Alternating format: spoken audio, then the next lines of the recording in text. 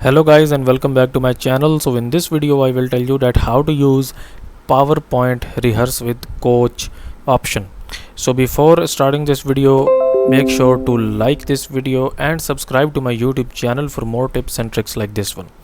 Okay, so let's suppose that if you want to rehearse your presentation just before go out and speak in front of the audience. Okay, so this is a great tool because this coach will actually listen to your presentation in real time, and it will also basically gives you the feedback on which things like you have to improve. Okay, so to do this, make sure that you are into this slideshow mode, and then basically you will click on this option where it says rehearse timings. Click on this one, and basically now what it will do is that it will start your presentation here, and on the top left side you can see the timing.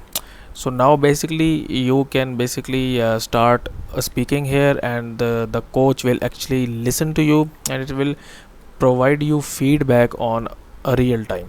Okay, so that's how you can basically use this option.